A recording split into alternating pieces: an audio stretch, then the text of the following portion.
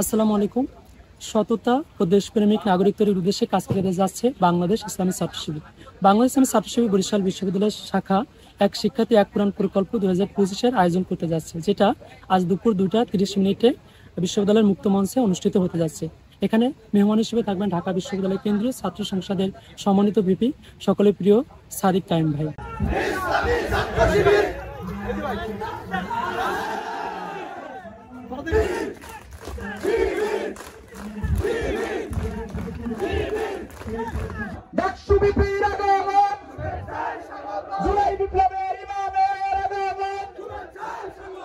যে ইউনিভার্সিটিতে এই ধরনের কোনো প্রোগ্রাম হয় না, সাধারণত নাচ গান ইত্যাদি এই টাইপের প্রোগ্রামই হয়।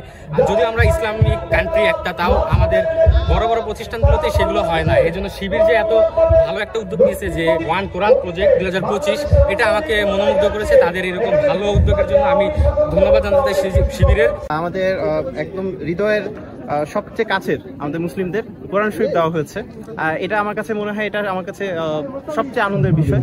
ইসলামী ছাত্র শিবির আমি আন্তরিকভাবে ধন্যবাদ জানাই, এবং আমার কাছে আসলে এটা খুব ভালো লেগেছে। আমার বন্ধু বান্ধব সবাই এসেছি আমরা। কোরআনের আলো মেখে আলোকিত হই, শত পথ হারিয়ে আমাদের এই পথ রাসূল। বাংলাদেশ ইসলামী ছাত্র শিবির একটি মিশন নিয়ে আগাচ্ছে, যে প্রতিটি ক্যাম্পাসের শিক্ষার্থী তাদেরকে রাজনৈতিকভাবে সচেতন করা এবং তার আধ্যাত্মিক যে গুণগুলো আছে সেগুলোকে জাগ্রত করা। ইচ্ছা ছিল সেটি পরিবর্তন করে তিনি বলেন, আমাকে মুহাম্মদের কাছে নিয়ে যাও। কেন মুহাম্মদের কাছে নিয়ে যাব? তুমি তো তাকে হত্যা করবে সেখানে গেলে। তখন হযরত ওমর বলেন, আমি হত্যা করব না।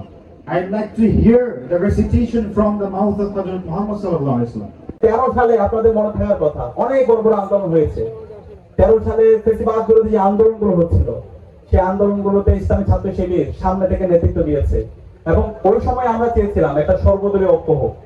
সর্বদলীয় ঐক্যের মাধ্যমে আমরা খুনি হাসিনার পতন করব। কিন্তু ওই সময়ে আমরা দেখতে পেয়েছি খুনি Hasina divide and rule policy, যে ডিভাইড এন্ড রোল পলিসির মাধ্যমে বিগত 200 বছর বিদেশিরা আমাদেরকে শাসনের নামে শোষণ করেছে। শিবির তার জায়গা থেকে আন্দোলন করেছে, বিএনপি আন্দোলন করেছে, জামাত আন্দোলন করেছে। ছাত্র শিবির এবং জামাত যখন আন্দোলন করছিল, বিএনপির যেভাবে ঐক্যবদ্ধভাবে আন্দোলন হওয়া দরকার ছিল সে সময় হয়নি।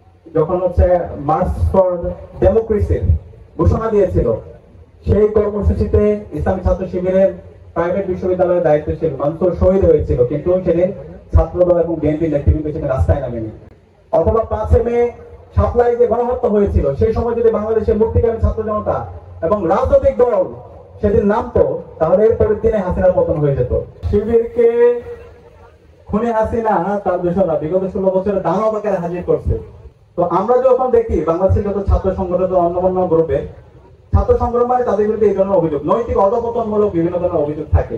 কিন্তু ইসলামী ছাত্র শিবিরের তৃণমূল থেকে কেন্দ্র পর্যন্ত আল্লাহর রহমতে আমাদের জনশক্তির বিরুদ্ধে এই ধরনের কোনো অভিযোগ, চাঁদাবাজি, টেন্ডারবাজি, খুন কারাবি, গম, এই ধরনের কোনো আমরা অ্যাক্টিভিটি দেখতে পাই না। খুনি হাসিনা গত 16 বছর দেখলে তার জন্য সবচেয়ে ফের কে?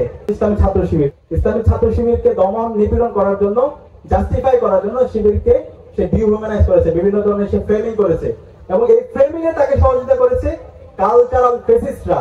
যে কালচারাল ফেসিস্টরা 2006 সালের 28 ফেব্রুয়ারি দিনে দুপুরে মানুষটিকে হত্যার পর নৃত্য করেছিল, এরাই এই শিবিরকে বিভিন্নভাবে ফ্রেমিং করা, বিভিন্নভাবে যে রক কাটা, তারপরে যে বিভিন্নভাবে ফ্রেমিং দাওয়াবাগের হাজির করা, ভয়ঙ্কর হিসাবে দেখানোর তারা চেষ্টা করেছিল।